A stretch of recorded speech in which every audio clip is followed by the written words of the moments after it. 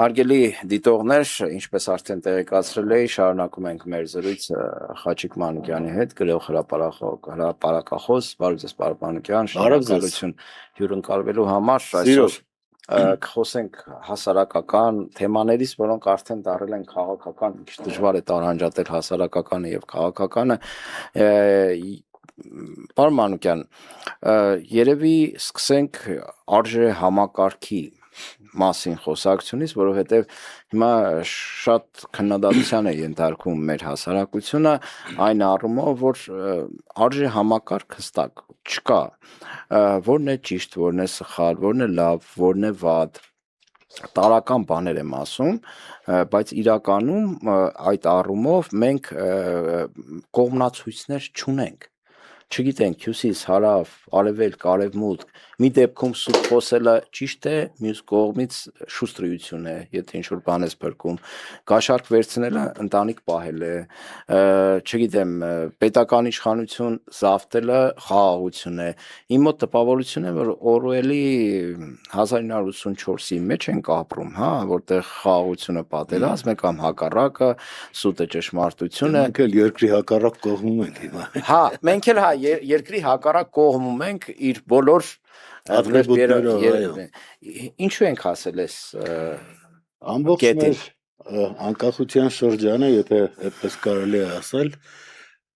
բարոյազրկման շրջան էր։ Ես երբ անկախությունը եղավ, սպասում էի, որ հիմա հայագիտական կենտրոնները, գիտական ձեռնարկությունները, մշակութային արժեքները վեր են բարձրանալու եւ լրիվ հակառակը կազինոները կայացան, չգիտեմ, այդ խաղատներ, զվարճատներ, լրբանոցներ, մյուս ամեն ինչ կայացավ։ Այսինքն բարոյազրկման համար ամեն ինչ ստեղծվեց։ Եվ մենք այդպես գնացինք եւ այդ ուղղությամբ մինչեւ հիմա էլ գնում ենք։ Եվ այդ բարոյական արժեքները շրջանցելը իհարկե լավ բանի չի բերելու, այդ թվում եւ ծաղրվեց հայրենասիրությունը։ Մարդը եթե սիրում է իր ծննդավայրը, իր երկիրը, իր արժեքներին պատմական փորձում իր արմատներին, այո, նրան ծաղրում ասում են դու ուրեմն այդ պաթոս ես ներկայացնում, դու ուրեմն պիտի լինես աշխարհաքաղաքացի եւ Վաչագանն էլ տղաս, որ պատերազմում հերոսներից էր կամավոր մեկնած ռազմադաշտ, ասում էր ձեզ նրբորեն կհագցնեն աշխարհաքաղաքացու զգեստները եւ կստիպեն, որ մոռանաք ազգային մշակույթները։ Եվ հիմա կատարվում է, հիմա տեսնում եմ, որ այդ ընթացքի մեջ ենք եւ այո, ազգային մշակույթը թող շրջանցվի, մոռանան, իրենց ծնողներին ուրանան եւ կան այդպիսիները, որ համաձայն են, գիտեք, համաձայն են, որտեղ մի մասը չգիտի ով է իր ծնողը։ Եթե ինձ բժիշկներից մեկը ասաց հայերի համար ամենամեծ հայհոյանքը եղել է անբարոյականի զավակ, ասում եմ ինչու է դա ամենամեծը, ասում եմ որովհետև անբարոյականի զավակը չգիտի ով է իր հայրը, եւ դրանով դա, այսինքն եթե կան մարդիկ, որ չգիտեն իրենց հայրը ով է, եւ այս մարդիկ ուրեմն այս երկրում փորձում են դիրք ունենալ, խոսք ասող լինել, իհարկե իրենց համար այս երկիրը որևէ բան չի նշանակի եւ առավել եւս նրանք, ովքեր զավակներ չունեն։ Եվ այսօր միջազգային կառույցներում էլ, չէ, երկրներում էլ տեսնում ենք մարդիկ են ղեկավարում, որոնք շարունակություն չունեն եւ իրենք այս պահական պատեհապաշտ երևույթներ են ի վերջո, ուզեն թե չուզեն, այդպիսին են դառնում եւ երկրի շարունակությունն էլ իրենց չի հուզում։ Եվ հիմա մեզ էլ այդ ուղղությամբ են տանում եւ փորձում են այսպես համոզել, որ կան փայլփլուն բաներ, պսպղուն բաներ, եկեք թող ձեր աչքերին էլ փայլփլեն, պսպղան եւ հրճվան կապրեք։ Բայց պետք է որ մենք իմունիտետ ունենայինք այդ ամեն ինչի նկատմամբ, նման հարձակումներ եղել են, բայց ազգը, պետությունը իր բոլոր ռեսուրսներով, իր մարդկանցով պետք է այդ ամեն ինչի դեմ իմունիտետ ունենալ, բայց բարձրացվեց, որ պարոն Մանուկյան կներեք, մենք չունենք իմունիտետ, այսինքն բաց օրգանիզմը այդ միավի դեպքում է, հա, երևի որ իմունիտետը վերանում է, չի գործում, իմ մոտ եթե այդ համեմատությունը, տհաճ համեմատություն է, բայց այդ տպավորությունն է, օրինակ, մեկ օրինակ էլ բերեմ, Գիտությունների ազգային ակադեմիան չգիտեմ ինչ արեցին, մի հատ այլասերման գործընթաց, ես չլսեցի, որ այդ հանրությունից մի քանի հոգի բարձրանային ասեին, այս ինչ է կանում, չգիտեմ, ասենք իրենց դժգոհության խոսքը հայտնեին, լավ, եթե այդ մակարդակով լռությունախնդիր չկա, իմունիտետ չկա, հասարակ ժողովրդի պարագայում պետք է լինի։ Դե տեսեք, ազգային ակադեմիան է ասում եւ ճիշտ է ասում, բայց մշակութային տաճարների վրա էլ հարցակում եղավ, գրողների տունն էր, ստեղծագործական հանգստյան տունն էր, որևէ մի արձագանք չեղավ։ Եվ անգամ գրողների ամբողջական խումբը հանդես չեկավ։ Ինչ է ստացվում, մերժվում են, այսինքն թմրել են այնպես, որ սկսել են երկրի կործանման հետ հաշտվել կարծես թե, բայց ես դրան չեմ միտված չեմ եւ ընդհանրապես հասկանում եմ, որ կանցնի, սա էլ կանցնի։ Իսկ ինչ վերաբերում է այդ իմունիտետը ունենալու, մենք այո չունեցանք, ինչու չունեցանք, որովհետեւ մենք չգնահատեցինք այն, ինչ մեզ հետ կատարվեց։ Ցեղասպանության շրջանը, որի վերջո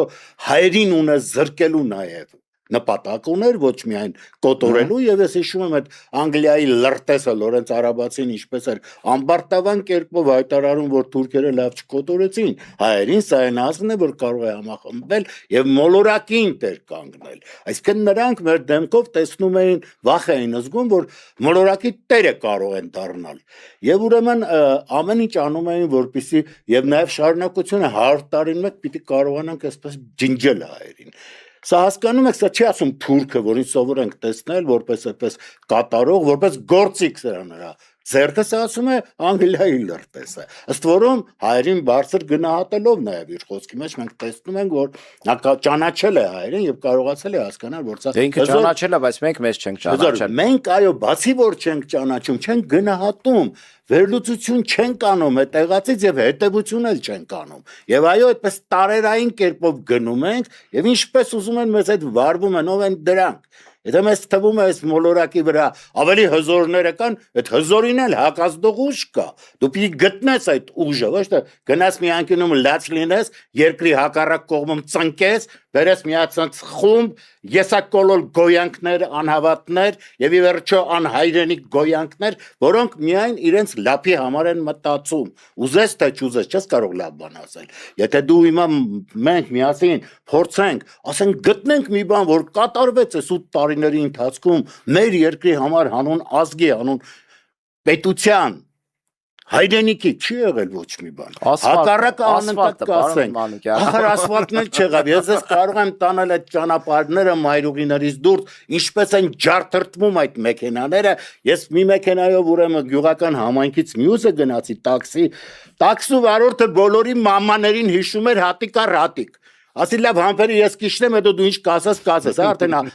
իրոք հոգնեցի։ Ամեն մի հետ ինչա, փոսի հետ, դրանց մայրիկներին էր հիշատակում։ Այդ բայետի ոնց կասեն։ Իսկ ես չեմ տեսել, իսկապես չեմ տեսել այդ մինչ գյուղական համայնքներում նման ավերված վիճակ։ Ինչպես կարելի ասենք այդ մայրուղիների վրա այո աշխատել, մյուսից այդ մյուսները շրջանցել, դա էլ է Հայաստան, դա էլ է եւ կա տարածական զարգացման խնդիր, չէ՞, ոչ կարելի ուրճացնել մի հատվածը, այն համբալոր համբալ տղակա, չէ՞, Երևանը հանձնել են, դրան չի էլ կրել ինչ որ մի չնչին տոկոսներ ունի եւ այդ չնչին տոկոսներով այսօր տիրաբար խոսում են վերջերս էլ արդեն բան ա եղել, այտենց ոստացած ինչեր ասում,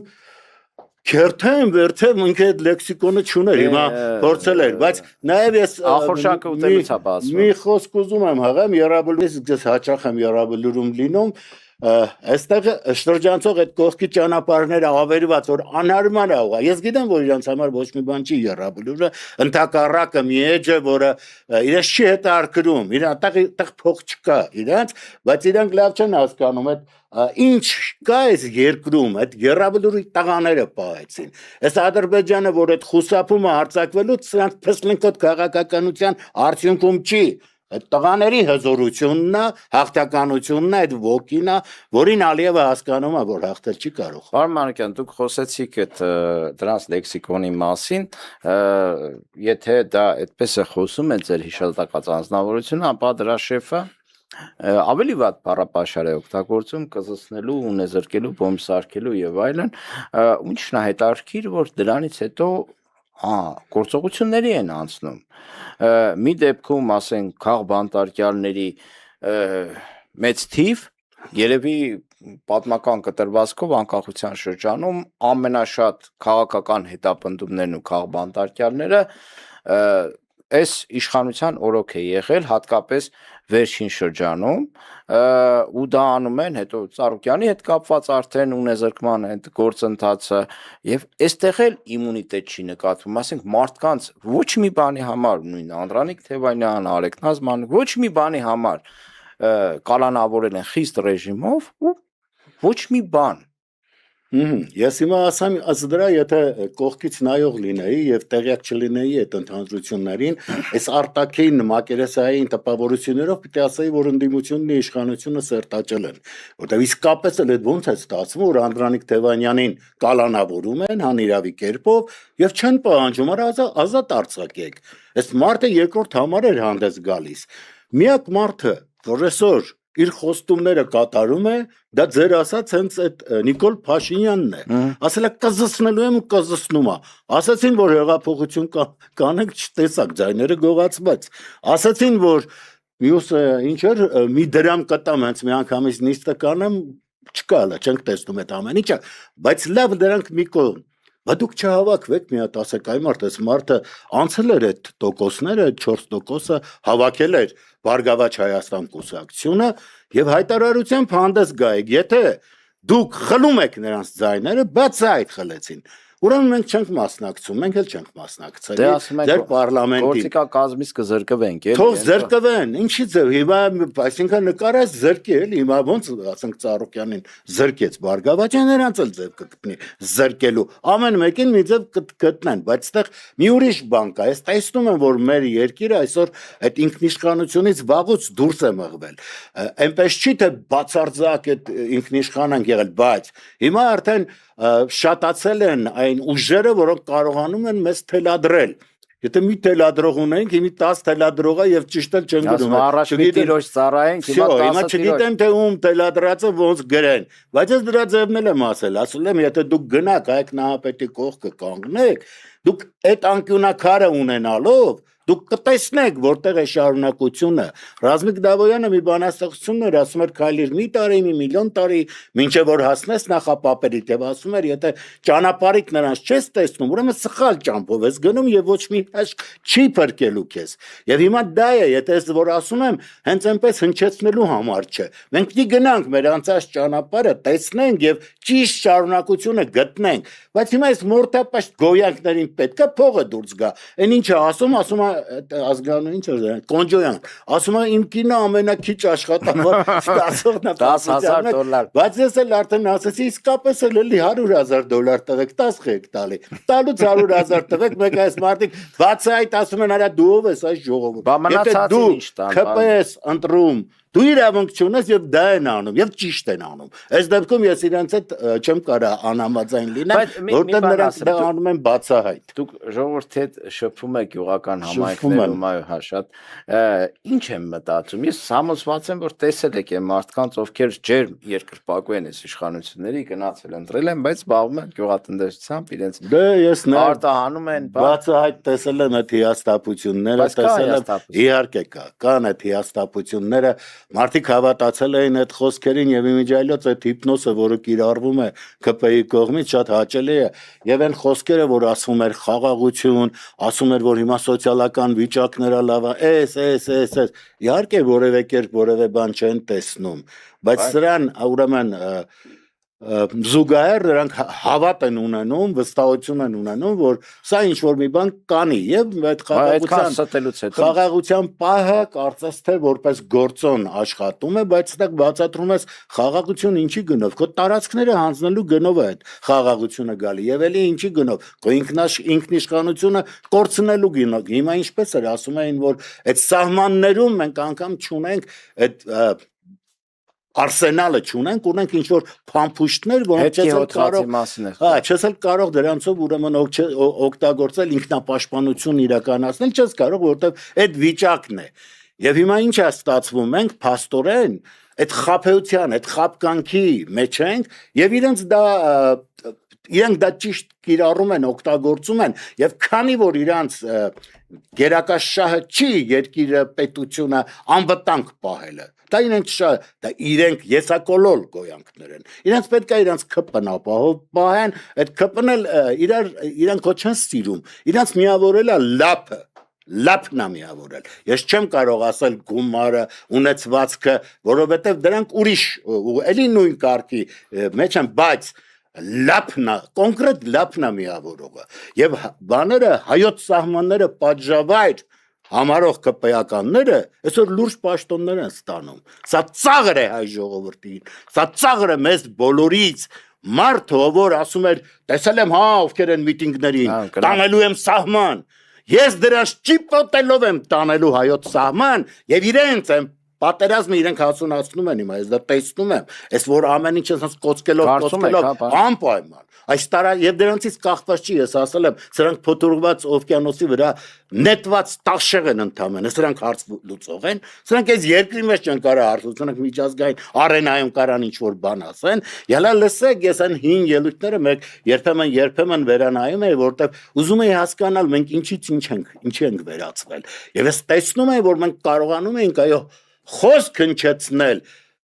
համընդհանուր մակարդակով դուրս Հայաստանից կարողանում էինք ասել իմաստը, այդ ոնց է ստացվում, որ սովետական միությունից բոլոր երկրները կարող էին առանձնանալ, Արցախը ոչ։ Դա դրա պատասխանը տվեք, չկար պատասխանը, որտեղ այո, ոնց է ստացվում, կամ մյուս բոլոր հարցերում, կամ երբ ադրբեջանցիները հնչեցնում էին զավթել են մեր տերիտորիաները, այստեղից մեր առաջի դեմքերով հնչեցնում էին, որ դրանք մեր բուֆերային գոտիներն են, որովհետև ինքներդ եք հարձակվել Արցախի վրա, կամ ինչպես են ադրբեջանցի լրագրողը կարծեմ մակում էր հարցազրույցի ժամանակ ասաց ես իմ պապի գերեզմանին չեմ կարողանում գնալ, պատասխանը առաջի դեմքով եղավ համապատրաստի, ասաց դու ես հարձակվել եւ դրա համար չես կարող պապիդ եթե էլի հարձակվես մյուս հարազատների գերեզմաններն կկորցնես։ Այսինքն սա է եղել մոտեցումը, ուժի ցուցադրում է եղել եւ եղել է ճշմարտությունը որպես առանց ընդունելու կարողություն համընդհանուր ներկայացում, սրանք չունեն դա, որտեղ իրենց առջև այդ խնդիրը չկա, իրենք երկրի հակառակ կողմից եկած, արձանների վրա ղզղնող, մարդկային այդ բաներից դուրս, էմոցիաներից դուրս գոյանքներ են, եւ իրենք զարմանում են, արա ոնց ազգային արժեքներ կան, արա գրականություն կա, որը կարող է իսկապես ազգին ազգ պահել, շրջանցվում է դրանք։ Ես միշտ նախանձով եմ նայում, երբ ռուսական իրականության մեջ կլասիկը եւ Սավրեմեննիկի շարքը գնում էր եւ իսկապես էլ իրենց գրական արժեքները ամբողջությամբ ներկայացնում էին իրենց հանդրությանը, այստեղ նման բան չկա։ Ես այդ առաջարկը արեցի, երբ սրանցից նոր էին եկել եւ մի խումբ գրողների հետ հանդիպում եղավ այդ մշակույթի նախկին այդ ամենասկզբի գիտնական նախարարի, որը գուշակեց, որ սա առաջվա Թուրքիան չի արձակվի Հայաստանի վրա եւ հետո այդ գիգանտ մտքիտերը դարձավ մեր Ամերիկայի դեսպանը, այսինքն այդ անկարողները, այդ ամուլները ամենակարևոր պաշտոնների վրա են եղել։ Պարտեսա որ չի հետարքրում։ Այս մարդուր, մշակույթուր, Հայաստանը ուր, հայը ուր, այս մարդիկ եսակոլոլ, պատեապաշտ, մորթապաշտ գոյանքներ են։ Տողը մեծարենցի, տուրինցի տեր, ուրախությունն անանձնական, սրանց համար անընկալելի է։ Սրանք այդ գետնակարշության մեջ են, թռիչքների մեջ չկան։ Բայց ցավալի է, որ այդ ամեն ինչին հավատացողներ կան, դա էլ դե արդեն կամած հետ են գալիս, որովհետև ժամանակը բացում է նրանց աչքերը։ Պատճառները եւ նաեւ սոցիալական վիճակն է ցույց տալիս, նաեւ կրթության, մենք այս 30-40 տարիների ընթացքում ունեցել ենք մի հասարակություն, ստեղծվել է այդպիսին, որը կարող է հավատալ այդ ձեր նշած անձնավորություններին, պարոն Մանուկյան, փորձենք ամփոփել այլ իրավիճակում, երբ է զգում, որ երկրում ինչ որ բան այն չի, երբ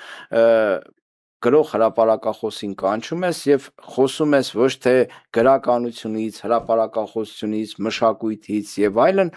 այլ խոսում ես քաղաքականությունից։ Դա նշանակում է, որ երկրում ինչ որ մի բան այն չէ։ Ես մեր բարակայում շատ բաներ այն չեն, բայց այս ամբողջ հորձանուտի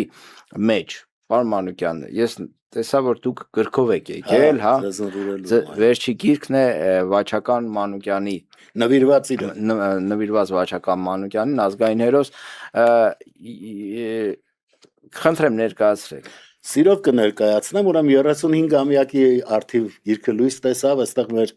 գեներալների խոսքն է իր մասին, ովքեր ուսումնասիրել էին իր սխրանքները, իր մարտական ընկերներից մեկի խոսքն էլ կար, նախորդ գրքում ավելի շատ մարտական ընկերներ էին խոսք ասել, մեր մշակույթի գործիչները կան այստեղ եւ շատ ու շատ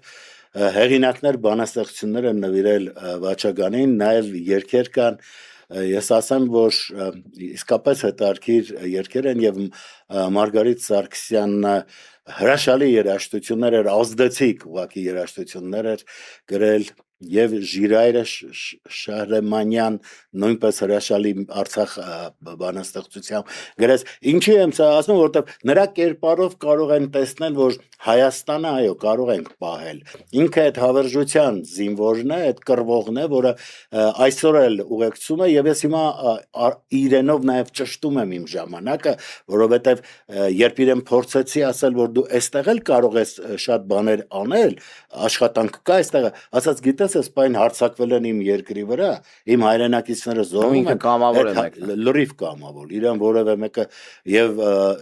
ասեմ որ հենց առաջի օրն է դիմել բայց իրան չէին տանում եւ օրեր անցան եւ արդեն գնաց հարցակվեց այդ կա զինկոմիսարի խոսքը որը ասում է պարզապես հարցակվեց իմ վրա որ դու չես որոշելու ես պետք է երկիրը պահեմ թե ոչ բայց նա էլ ինձ ասի ինչի չէիք տանում ինչն էր պատճառը ասում են դիմել էինք այդ կարգը այդպես է նախարարություն պաշտպանության նրանք պիտի հրահանգտային որ մենք այս մարդկանց ուղարկենք սոսկավ գիրքը նվիրում եմ ձեզ կծանոթանալ իսկ ինչ վերաբերում է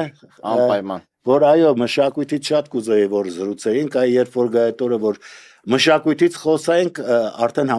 կհամարեմ որ երկիրը կանոնակարգվում է ամեն բան բայց հիմա ցավոք սրտի ես կարող եմ ասել եթե այսօրվա կառավարությունը եթե մի քանի ամիս գործի չգնա դա փրկություն կլինի իմ ժողովրդին մի քանի ամիս եւ այդ գումարը եթե ուղղորդեն գյուղատնտեսությանը եթե ուղղորդեն են գյուղացիներին ովքեր լուրջ խնդիրներ ունեն չեմ ասում պարլամենտը եթե ընդհանրապես մի տարի սրանք գործի չգնան եւ ընդամենը մի կառավարիչ ունենանք որը մի 10 հոգեանոց կա համակարգի ասենք ուժայիններին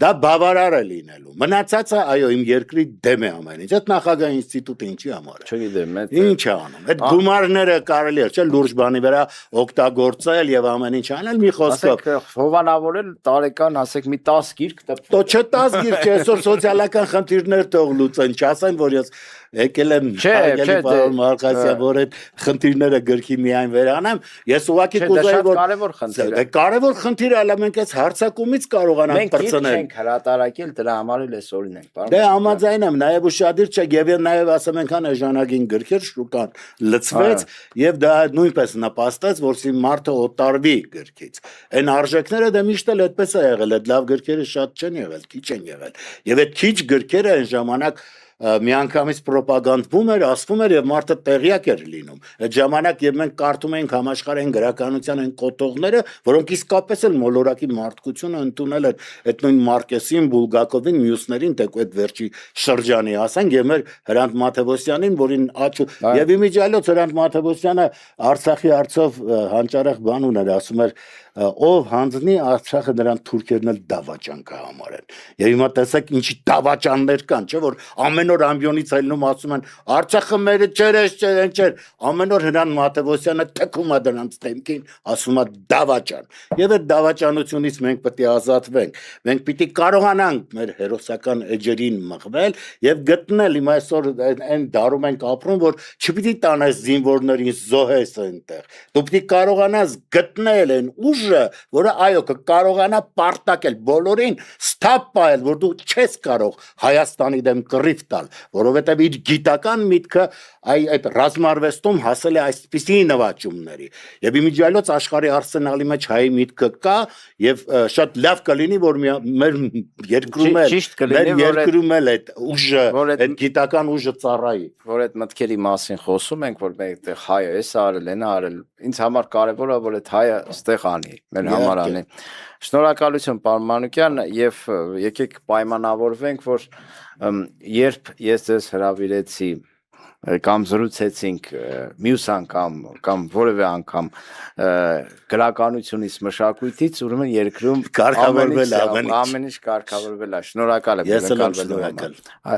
այսքանը հարգելի դիտողներ հիշեցնեմ որ ես զրուցում էի գրող հրապարակախոս Խաչիկ Մանուկյանի հետ եթերում Մահակ Պոդքասթներ մենք կհանդիպենք հաջորդ շաբաթ